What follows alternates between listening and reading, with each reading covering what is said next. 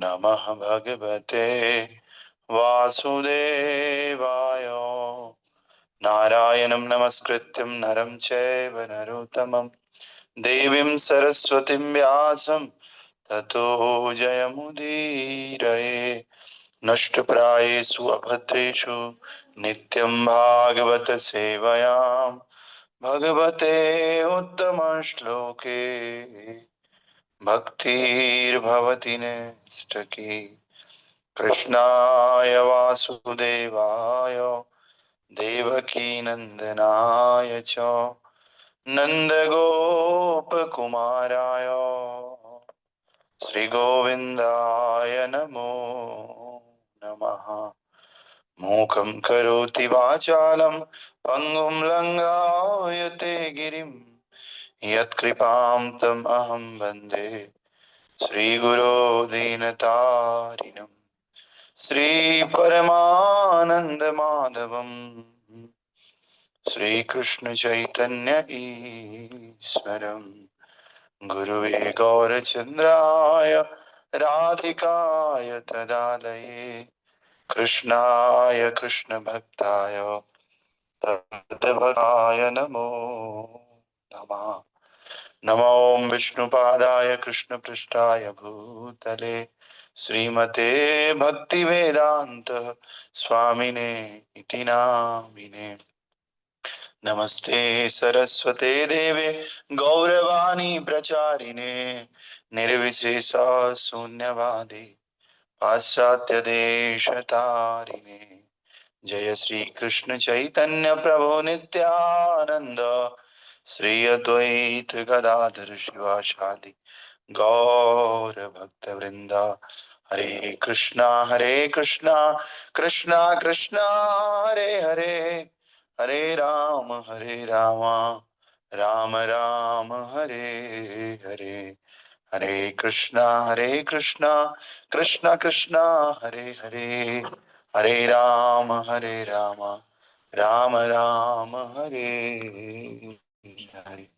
नमो पंकजनाभाय नमो पंकजमालिने नमो पंकजनेत्राय नमस्ते पंकजांग्रय। ग्रंथराज श्रीमद्भागवत महापुराण की जय। श्रील प्रभुपाद गुरु महाराज की जय। अनंत कोटि वैष्णव वृंद की जय। हिताय गौर प्रेमानंदे हरि हरि बोल। आप सभी भक्तों का स्वागत है the morning Srimad Bhagavatam class. We are reading Srimad Bhagavata Mahapurana first canto chapter number 90, the appearance of Srila Sukhdev Goswami, and the verse number 36। तो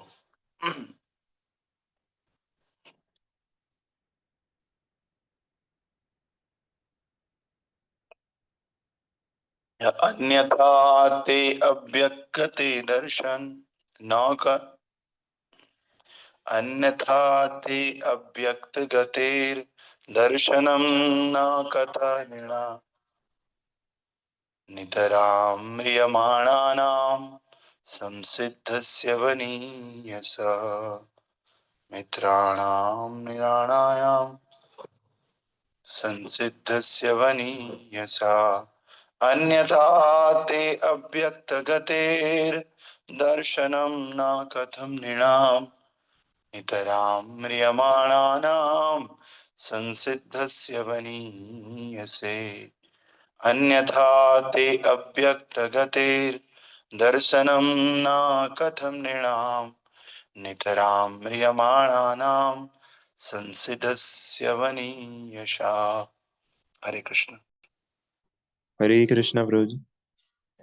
अन्यथा ते अव्यक्तगते दर्शनाम न कथाम नृणाम नित्राम म्रियमाणानाम संसिद्धया वनीयसा।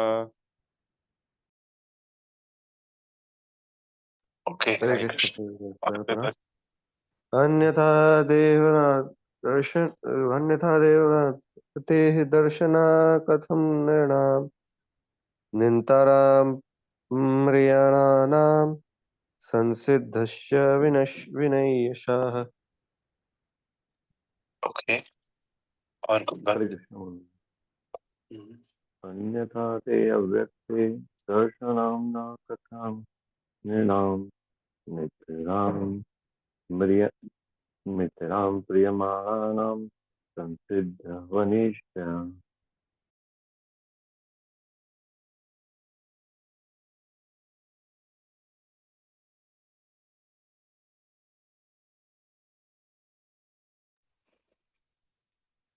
यस।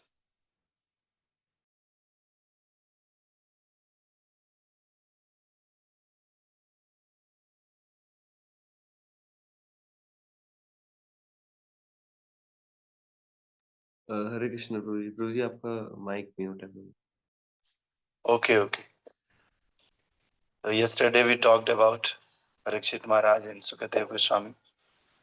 तो he welcomed Sukadev Goswami very nicely. इसका स्क्रीन शेयर हो रहा है क्या आज? अच्छा अच्छा, हो रहा है, ठीक है। तो हमने देखा कि जो भगवान श्री कृष्ण हैं, Parikshit Maharaj very humbly he was explaining his fortune, कि भाई उसका कितना बड़ा फॉर्चून है कि जो राजा पांडु के पुत्रों को अत्यंत प्रिय है, उन्होंने अपने महान भांजों और भाइयों को प्रसन्न करने के लिए मुझे भी संबंधी की तरह स्वीकार कर लिया।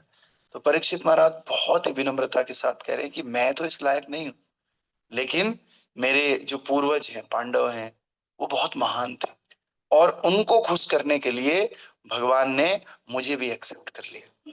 तो जैसे परिवार में कभी कोई हमें एक्सेप्ट करता है तो हम सोचते हैं मेरी वजह से हो रहा है, लेकिन वो क्या कह रहे हैं कि भैया मेरे अंदर तो इतनी योग्यता है नहीं, लेकिन मेरे जो पूर्वज थे पांडव, उनके अंदर बहुत योग्यता, और उनका जो भगवान के प्रति प्रेम था, उसके कारण उन्होंने मुझे भी संबंधी बना लिया, मुझे भी अपना रिलेटिव बना दिया।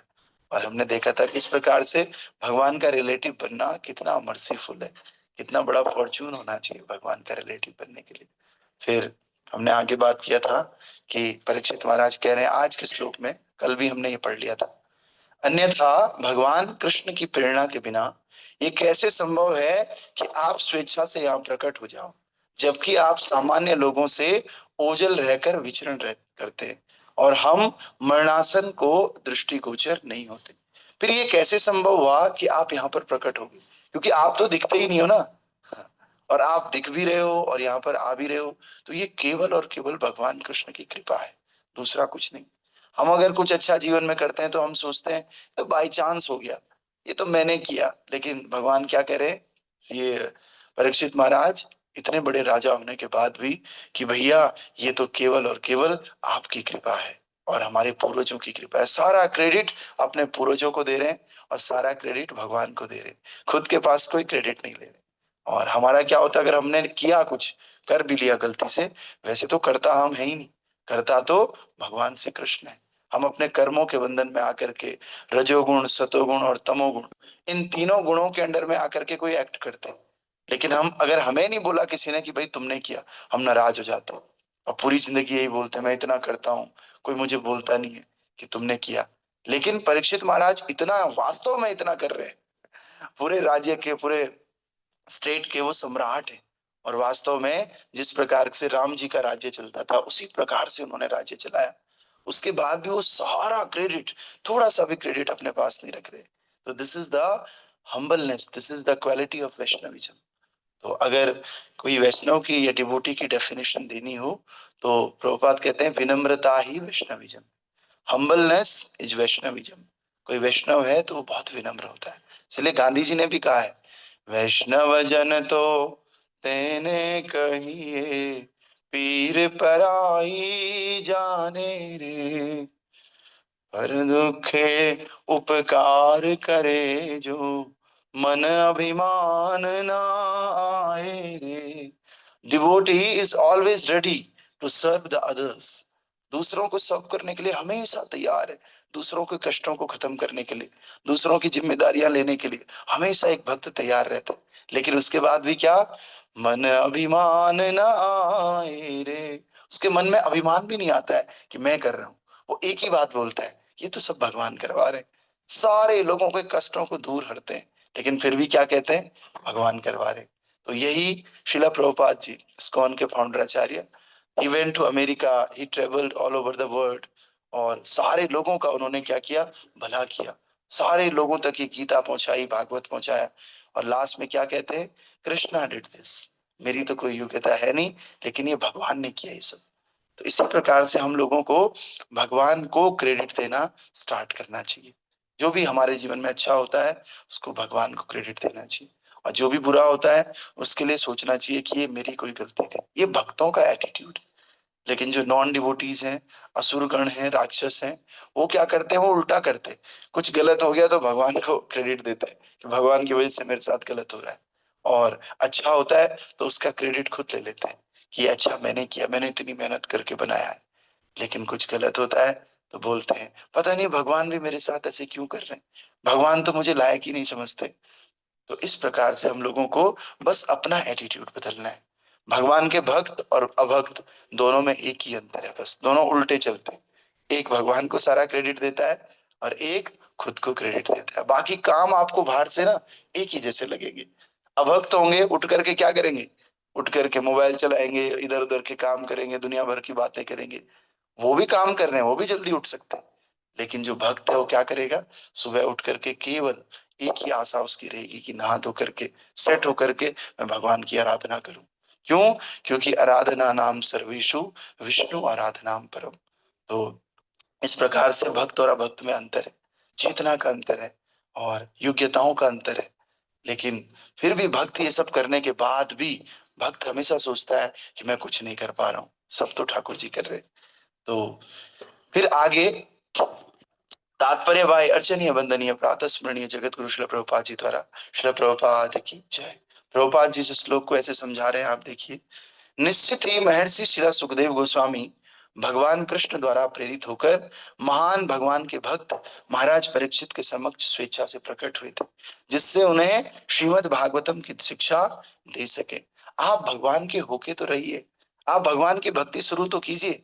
भगवान ऐसा अरेंजमेंट करेंगे, भगवान आपको सारा चीज प्रोवाइड करेंगे। जैसे जब भीष्म पितामह बाणों की सैया पर थे, उससे पहले एक प्रसंग आता है, आप लोगों ने देखा होगा कि दुर्योधन जाता है भीष्म पितामह के पास, और दुर्योधन बोलता है कि मुझे तो लगता है कि आप हमारी तरफ से तो लड़ रहे हो, लेकिन आप साथ किसका दे रहे हो, पांडवों का दे रहे हो। आज युद्ध करते करते इतने दिन हो गए, एक भी पांडव अभी तक मरा नहीं है। तो आप नमक हमारा खाते हो, लेकिन मुझे तो लग रहा है आप जानबूझ करके पांडवों को बचा रहे हो, आप पांडवों की तरफ से लड़ रहे हो। आप बता दो साफ साफ कि आप हमारी तरफ हो या पांडवों की तरफ। तो ये सुन करके जो भीष्म देव हैं, पितामह भीष्म है, उनको क्रोध क्रोध आ जाता है। वो बोलते हैं कि तू, तेरी हिम्मत कैसे हुई ये बोलने की। भैया मैं प्रतिज्ञा करता हूं, कल सुबह पांचों पांडवों में से पहले तो सबको मार दूंगा, और अगर सबको नहीं मार सका तो अर्जुन को तो मैं अवश्य मार दूंगा। मैं भीष्म प्रतिज्ञा करता हूँ। और भीष्म की प्रतिज्ञा तो आप सब लोगों को पता है, भीष्म प्रतिज्ञा कितनी पत्थर की लकीर होती। पत्थर की लकीर मिट सकती है, लेकिन भीष्म की प्रतिज्ञा खत्म नहीं होती कभी भी। तो भीष्म पितामह ने प्रतिज्ञा कर ली कि यस, कल सारे के सारे पांडव शाम का सूरज नहीं देख पाएंगे, और अगर कोई और देख भी ले तो अर्जुन तो बिल्कुल नहीं देख पाएगा। तो इस प्रकार से अब दुर्योधन खुश हो गया, क्योंकि वो जानता था भाई भीष्म की प्रतिज्ञा है, भीष्म प्रतिज्ञा बहुत महत्वपूर्ण है। तो खुश होकर के दुर्योधन वापस चले जाता है। इधर भगवान श्री कृष्ण को पता चलता है कि भैया इन्होंने तो प्रतिज्ञा कर ली, अब पांचों पांडवों को मैं कैसे बताऊं। पांचों पांडव आराम से सो रहे थे कंबल ओढ़ करके, जैसे आजकल लोग सोते हैं 10-10 बजे तक। वो शाम को सो रहे थे, जल्दी उठते थे। तो कृष्ण ने कहा उठो, यहाँ तुम्हारी मौत सर पे मंडरा रही है और तुम सो रहे हो। तो सारे पांडव कंबल उठा करके कहते क्या हुआ प्रभु। कह रहे उधर प्रतिज्ञा हो गई है कि कल तुम शाम का सूरज नहीं देख पाओगे। बोला अच्छा, बोला मेरी नींद डिस्टर्ब मत करो, हमें सोने दो यार, मरना ही तो है। 2 4 5 जीव पृथ्वी में कम हो जाएंगे तो फिर पृथ्वी पे क्या फर्क पड़ेगा, हमें सोने दो, हमारी नींद मत खराब करो। अरे कैसे लोग हो तुम, तो तुम्हारी मौत कल आ गई, वो भी भीष्म पितामह के हाथों, और तुम कह रहे सोने दो। अरे कृष्णा भैया, हम तो मर जाएंगे कोई बात नहीं, लेकिन देख लो पूरी दुनिया क्या बोलेगी, ये तो कृष्ण के भक्त थे, और कृष्ण के भक्त होके भी इनको मरना पड़ा, और कृष्ण साथ में ही थे। तो इन्होंने क्या कहा, भैया हम नहीं जानते, सुबह देखेंगे, तुम देखो जो करना है। तो इन्होंने क्या कर लिया, सारा का सारा अपने जीवन का भार भगवान के ऊपर डाल दिया। भैया हमें चिंता नहीं है, तुम देखो जो करना है, बस हमें सुबह बात करना, हमारी नींद मत खराब करो। तो कृष्ण ने क्या किया, तो ऐसे हम लोगों को भी करना है। अगर हम चिंता करते हैं ना, अपनी अपना भार अपने ऊपर लेते हैं, तो भैया हम चिंता करते हैं और हमारा अच्छा होता भी नहीं है। जरूरी नहीं जो प्लान हम कर रहे हैं वो एग्जीक्यूट हो जाए, वो खराब भी हो सकता है। लेकिन पांडवों ने क्या किया, अब सौंप दिया इस जीवन का सब भार तुम्हारे हाथों में, सब भार तुम्हारे हाथों में, अब जीत तुम्हारे हाथों में और हार तुम्हारे हाथों में और हार तुम्हारे हाथों में। जीवन का सारा भार ठाकुर जी के हाथों में दे दो, जीत भी हो जाए तो आपकी, हार भी हो जाए तो आपकी। ऐसा भगवान का भाग भक्त करता है। दीन बंधु दीनानाथ मेरी डोरी तेरे हाथ, दीन बंधु दीनानाथ मेरी डोरी तेरे हाथ, पांडवों ने किया। अब बताओ, पांडवों ने भगवान के हाथ में डोरी दे दी तो पांडव बचे या मर गए थे अगले दिन? बच गए। और अगर खुद कुछ प्लानिंग करते भगवान के बिना, हो सकता था सारे मर जाए, हो सकता था कोई एक मर जाता। समझ रहे हैं? तो भगवान ने क्या किया, भगवान ने तुरंत सोचा, सोचा रात भर की क्या करूं। देखो भगवान हमारे लिए सोचते हैं, अगर हम भगवान को समर्पित होते हैं तो। भगवान सोच रहे हैं क्या करें। सुबह सुबह गए 4 बजे, द्रौपदी को उठाया, बोला उठो। मतलब भैया क्या उठा रहे हो सुबह सुबह, अरे उठ जा, चल मेरे साथ चल ले। कहाँ जाना है? बोलो भीष्म पितामह के पास जाना है। बोला वो तो ध्यान में रहते हैं। बोला कोई नहीं, तुझे कुछ नहीं करना है, तुझे जा करके उनको प्रणाम करना है बस, बोलना कुछ नहीं। तो भीष्म पितामह जिस शिविर में रहते थे उधर चले गए, और द्रौपदी ने पहनी हुई है चप्पलें, और उसमें आवाज आ रही है। भगवान ने कहा उतार दे चप्पल, चप्पल उतार के आराम आराम से अंदर चलो। अंदर जाकर के बोला बस प्रणाम कर लो, चुपचाप बोलना कुछ नहीं। जैसे ही द्रौपदी ने प्रणाम किया, और प्रणाम करके जो हमारे भीष्म पितामह, उन्होंने क्या बोला, अखंड सौभाग्यवती भवा। कल रात को क्या प्रतिज्ञा की थी कि भैया पांचों पांडवों को मैं मार दूंगा। सुबह क्या बोला, अखंड सौभाग्यवती भवा। अब बताओ, दो दो स्टेटमेंट हो गई है ना। तो ऐसा क्यों हुआ, क्योंकि जब दुर्योधन आया ना, तो दुर्योधन ने भीष्म पितामह को कहा था, तो भीष्म पितामह ने कहा ठीक है तू कल अपनी पत्नी को भेजना, और मैं उसको आशीर्वाद दे दूंगा, तेरे को और ज्यादा कंफर्म हो जाएगा, मैं उसे अखंड सौभाग्यवती का वरदान दूंगा। तो इधर भीष्म पितामह तो ध्यान में थे, उन्हें लगा दुर्योधन की पत्नी है, वो आ रही है आशीर्वाद के लिए। लेकिन यहाँ दुर्योधन की पत्नी नहीं, कौन जा रही थी, द्रौपदी जा रही थी। ठाकुर जी कैसे नटखट है, कैसी लीलाएं भगवान करते हैं। तो जैसे ही गई द्रौपदी और उन्होंने आंख खोला, भीष्म पितामह ने आंख खोला, तो देखा ये तो द्रौपदी है। और सामने ठाकुर जी भी फिर अंदर आ गए, अब तो दे दिया वरदान, अब अंदर आ गए तो अच्छा आपकी प्लानिंग है ये। तो एक और गुस्सा आ गया इनको, भीष्म पितामह को। इन्होंने कहा द्रौपदी, पांडव, दुर्योधन ये तो बात की बात है, लेकिन तुमने भी एक प्रतिज्ञा ली है ना कि मैं शस्त्र नहीं उठाऊंगा। आज मैं ऐसा कर्तव्य दिखाऊंगा ना, मैं एक और प्रतिज्ञा करता हूं कि मैं आज तुमसे शस्त्र उठवा के रहूंगा। और सारे बाण तरकस रख करके पूरा शंख बजा, और ऐसा भीषण युद्ध किसने किया, भीष्म देव ने किया। भगवान को रथ का पहिया उठाना पड़ा। प्रबल प्रेम के पाले पड़कर हरि का नियम बदलते देखा, खुद का मान टले न टले पर भक्त का मान न टलते देखा। और क्या लग रहा है आपको, भीष्म पितामह भगवान से बड़े हो गए? भगवान बिना अस्त्र उठाए उनको कर नहीं सकते आराम से? भीष्म पितामह क्या है भगवान के लिए।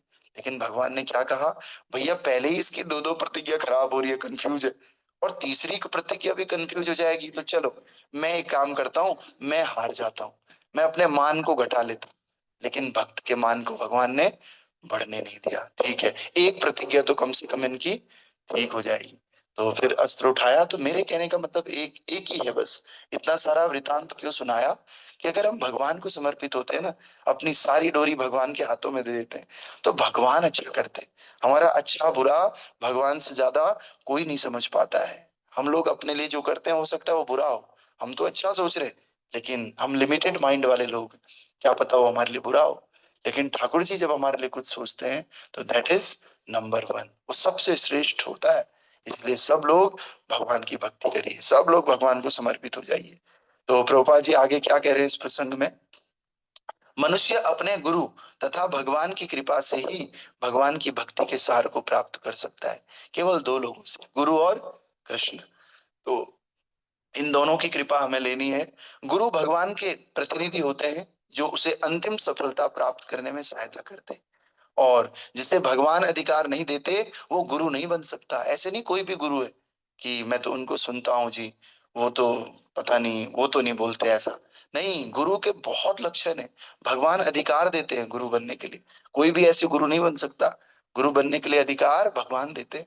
तो इसलिए जिसे भगवान अधिकार नहीं देते वो गुरु नहीं बन सकता। श्रील सुखदेव गोस्वामी अधिकृत गुरु थे, अतएव भगवान ने उन्हें प्रेरणा दी कि वे महाराज परीक्षित के समक्ष प्रकट हों और उन्हें भागवतम की शिक्षाएं दी। अब यहाँ पर किससे सुन रहे हैं हम, सुखदेव गोस्वामी। सुखदेव गोस्वामी प्रामाणिक गुरु हैं। कैसे पता चला, अरे उनके पिताजी ने ही तो शास्त्र लिखे हैं और उनके पिता प्रामाणिक हैं, और प्रामाणिक गुरु का शिष्य कैसा होगा, प्रामाणिक होगा। तो इसीलिए सुखदेव गोस्वामी प्रामाणिक है। तो जो भी हम ये ग्रंथ सब समझ रहे हैं ये हम प्रामाणिक सोर्स से समझ रहे हैं। हमें एक बार पता कर लेना चाहिए कि जिस व्यक्ति से हम सुन रहे हैं ना, क्या वो प्रामाणिक है कि नहीं। और उसकी प्रामाणिकता कैसे पता चलती है, उसके गुरु के विषय में पूछो, भैया तुम्हारे गुरु कौन है। हाँ, वो बोलेगा फलाना फलाना, फिर उसके गुरु की प्रामाणिकता चेक करो, फिर उसके गुरु की प्रामाणिकता चेक करो, बस उसके गुरु प्रामाणिक है तो वो प्रामाणिक है। समझ रहे। तो लेकिन सुनना हमें प्रामाणिक सोर्स से ही चाहिए, इधर उधर से नहीं सुनना चाहिए फालतू में। तो जो खुद ही प्रामाणिक नहीं है वो दूसरे को कैसे प्रामाणिक ज्ञान दे सकता है। तो इसीलिए यदि मनुष्य भगवान के भेजे गए प्रामाणिक प्रतिनिधि का कृपा पात्र होता है तो वो भगवत धाम जाने की सर्वोच्च सिद्धि प्राप्त कर सकता है। जो ही भगवान के भक्त की भेंट भगवान के सच्चे प्रतिनिधि से होती है, त्यों ही उसका ये शरीर त्यागने के बाद भगवत धाम जाना निश्चित हो जाता है। भगवत धाम तो बाद में जाएंगे, लेकिन जिस दिन एडमिशन होता है ना मेडिकल कॉलेज में, तो उस दिन से लोग डॉक्टर साहब बोलना शुरू कर देते हैं। जैसे ही नीट क्लियर हो जाता है ना और एंट्रेंस के बाद उसका एडमिशन होता है, अभी डॉक्टर तो नहीं बना, 5-6 साल की तैयारी है, लेकिन सब लोग बोलना पक्का हो जाता, नहीं नहीं अब डॉक्टर बनेगा। क्यों, ही हैज इनिशिएटेड, उसने इनिशिएट कर दिया है उस काम को। ऐसे ही जब कोई भगवान का भक्त मिलता है, हमें दीक्षा देता है या शिक्षा देता है, तो तब हमें मान लेना चाहिए कि अब भगवत धाम इसका निश्चित है। तो उसी प्रकार से किंतु ये भक्त की स्वयं की निष्ठा पर भी निर्भर करता है। अब ऐसे भी होता है, कई बार लोग मेडिकल कॉलेज में जाते हैं या इंजीनियरिंग कॉलेज में जाते हैं, 2-3 साल बाद छोड़ देते हैं। अब उसमें मेडिकल कॉलेज का कोई दोष नहीं है, वो तो उस बच्चे का पर्सनल है कि भाई उसने छोड़ दिया। तो कह रहे हैं कभी कभी भक्त की स्वयं की निष्ठा पर भी निर्भर करता है कि अगर वो बीच में छोड़ दे, गुरु की आज्ञा का पालन ना करें, तब वो भगवत धाम नहीं जा पाएगा। भगवान सभी जीवों के हृदय में विद्यमान है, अतएव वे हर व्यक्ति की गतिविधियों से अवगत रहते हैं। जैसे ही भगवान देखते हैं कि कोई जीव भगवत धाम जाने के लिए अत्यंत उत्सुक है, तो भगवान तुरंत अपना प्रामाणिक प्रतिनिधि वहां पर भेजते हैं। गुरु की कृपा से कृष्ण मिलते हैं, याद रखना, लेकिन कृष्ण की कृपा से गुरु मिलते हैं। अगर आपके अंदर डिजायर है ना कि नहीं मुझे भक्ति करनी, कोई ऐसा व्यक्ति मिल जाए जो मुझे गाइड करे, तो भगवान तुरंत देखते हैं अच्छा इसके अंदर बहुत उत्सुकता है, तो भगवान किसी प्रतिनिधि को भेजते हैं, जाओ तुम इन क्लास में चले जाओ, तुम इस वाले मंदिर में चले जाओ, तुम्हें वहां पर ये भक्त मिलेंगे, जाओ इनके साथ जुड़ जाओ। समझ रहे। तो ये कौन व्यवस्था करता है, कृष्ण व्यवस्था करते हैं गुरु की। और फिर वो गुरु क्या करते हैं, कृष्ण तक पहुंचने के लिए व्यवस्था करते हैं। इसलिए गुरु और कृष्ण आपस में कोरिलेटेड है। इसलिए कहते हैं गुरु कृष्ण प्रसाद पाए भक्ति लता बीज। इस भक्ति में दो लोगों का बड़ा रोल है, एक गुरु का और दूसरा स्वयं भगवान का। भगवान की भक्ति तो कर ही रहे ना, लेकिन किसके माध्यम से करते हैं, गुरु के माध्यम से करते हैं। और जो ही भगवान, निष्कर्ष ये है कि इस प्रकार जो निष्ठावान भक्त होता है उसका भगवान के धाम जाना निश्चित हो जाता है। ये आपकी निष्ठा पे निर्भर करता है, आपकी गुरु में कितनी निष्ठा है, भक्तों में कितनी निष्ठा है, शास्त्र में कितनी निष्ठा है, और भगवान में कितनी निष्ठा है। भगवान में निष्ठा तो बाद में हो जाएगी, अगर केवल गुरु में भी निष्ठा है ना तो वो आपकी निष्ठा को भगवान तक ट्रांसफर करेंगे। तो इस निष्ठा के अनुसार आपका भगवान के धाम जाना निश्चित होता है। निष्कर्ष ये है कि प्रामाणिक गुरु की सहायता प्राप्त करने का अर्थ ये है साक्षात भगवान से प्रत्यक्ष सहायता प्राप्त करना। कोई बोलता है कि कैसे भगवान हमारी मदद करते हैं, तो याद रखिए भगवान गुरु के माध्यम से मदद करते हैं। गुरु का मतलब ही ये है कि भगवान का प्रतिनिधि बनकर के संसार में आया है। समझ रहे हैं? जैसे कई बार कंपनी वाले अपना एक रिप्रेजेंटेटिव भेजते हैं, ऑब्जर्वर भेजते हैं, तो हम सब कुछ कंपनी के मालिक से थोड़ी पूछते हैं, उस ऑब्जर्वर से पूछते हैं जो कंपनी ने भेजा है। उसी प्रकार ठाकुर जी की कंपनी है, कहां पर? गोलोक वृंदावन धाम, बैकुंठ धाम। वहां से भगवान क्या करते हैं? एक प्रतिनिधि भेजते हैं। उन प्रतिनिधि का नाम क्या है? इस डिवाइन ग्रेस श्री भक्ति वेदांत स्वामी श्रीला प्रभुपाद की जय। प्रभुपाद जी को भेजा है प्रतिनिधि के रूप में। तो बस प्रभुपाद जी के शरणागत होना है और प्रभुपाद जी के जो भक्त उनके शरणागत होना है। देखिए जीवन बढ़िया है। तो फिर एक फटाफट एक श्लोक कर लेते हैं। और अतः पृच्छामि संसिद्धिम योगिनाम परमम गुरुम पुरुषस्य यथा कार्यम म्रियमाणस्य सर्वथा। आप महान संतों तथा भक्तों के भी गुरु हैं, अतएव मेरी आपसे प्रार्थना है कि आप समस्त व्यक्तियों के लिए और विशेष रूप से जो मरणासन है उनके लिए पूर्णता का मार्ग दिखाइए। अब एक बार और पहले भी पूछ लिया ये प्रश्न, क्योंकि पहले सुखदेव गोस्वामी नहीं थे, अब सुखदेव गोस्वामी आ गए ना, अब उनसे भी दोबारा ये प्रश्न कह रहे हैं। क्या कह रहे हैं? आप महान संत हैं और भक्तों के गुरु हैं। इससे क्या शिक्षा दे रहे हैं? कि हमें ऐसे ही किसी से नहीं पूछना चाहिए, जो भक्त हो या संत हो उससे पूछना चाहिए। अतः मेरी आपसे प्रार्थना है कि आप ये बताओ कि सभी व्यक्तियों के लिए आपका क्या आदेश है, और जो विशेष रूप से मर रहा हो या मरने वाला हो उस व्यक्ति के लिए क्या आदेश है। तो फटाफट तात्पर्य पढ़ते हैं। तात्पर्य में प्रभुपाद जी कह रहे हैं, जब तक कोई पूर्णता के मार्ग के विषय में पूछने के लिए पूरी तरह उत्सुक नहीं होता, तब तक उसे गुरु के पास जाने की कोई आवश्यकता नहीं। हमारे अंदर प्रश्न होने चाहिए, जिज्ञासा होनी चाहिए कि प्रभु जी ऐसा कैसे। जब तक ये जिज्ञासा नहीं है ना, तब तक गुरु की आवश्यकता ही नहीं। और गुरु गृहस्थ के लिए अलंकरण स्वरूप नहीं होते। सामान्यतः फैशन परस्त भौतिकवादी बिना किसी लाभ के तथाकथित गुरु नियुक्त कर लेता है। ऐसा छद्म गुरु तथाकथित शिष्य की चापलूसी करता है, और निसंदेह इस प्रकार दोनों गुरु और शिष्य दोनों ही नरक में चले जाते हैं। तो क्या कह रहे हैं? आजकल फैशन है, प्रभुपाद जी कह रहे हैं कि हाँ मैंने भी गुरु किया, मैं भी कहीं जाता हूँ सत्संग में, वो सोच समझ करके नहीं जा रहे कि वहां क्यों जाना है। हाँ मैं भी जाता हूँ, वहां पर मेरे भी गुरु हैं। तो कह रहे हैं ऐसा गुरु और ऐसा चेला दोनों नरक में जाते हैं। लोभी गुरु और लालची चेला नरक में ठेलम ठेला, ऐसा होता है। फिर क्या कह रहे हैं? और वो शिष्य की चापलूसी करता है, शिष्य को बोलता है, ये नहीं बोलेगा आप भागवत पढ़ो, ये नहीं बोलेगा जल्दी उठो, बोलेगा हाँ बिल्कुल सही से आइए, स्वागत है, इस बार आप इतने रुपए दे दीजिए, बस ये वाला प्रोजेक्ट आप देख लीजिए, और मैं कुछ नहीं चाहता आपसे, आपके नाम का मैं ये यज्ञ कर लूंगा। अरे तू क्यों करेगा? वो खुद कर लेगा यज्ञ। समझ रहे? आप उसको शिक्षा दो, मैं आपके नाम से भागवत का पाठ कर लूंगा। अरे उसे बोलो कि पैसे पूसे बाद में देख लेंगे, तू पहले भागवत पढ़ खुद, रोज मंगला आरती कर, सुबह उठो, उसे जीवन की सच्चाई बताओ।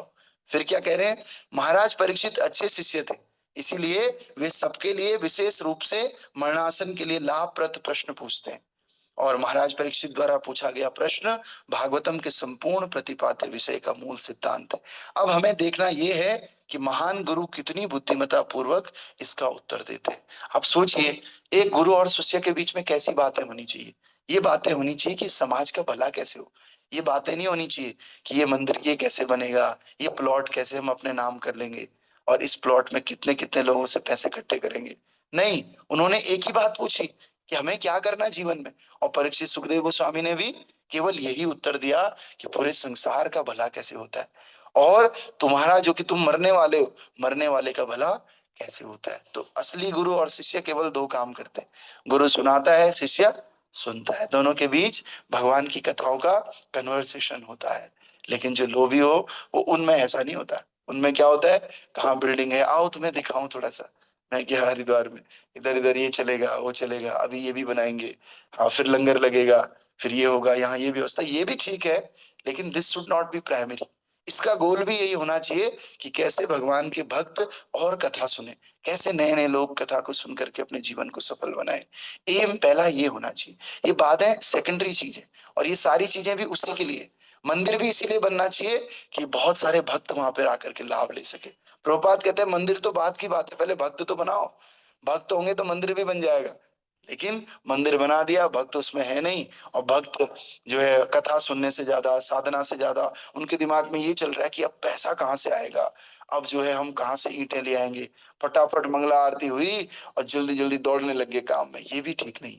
हमें कम से कम अपनी साधना, morning program should be very strict, बहुत स्ट्रिक्ट फॉलो करना चाहिए। तब जो समय बचता है वो समय दूसरों की सेवा में लगा देना चाहिए।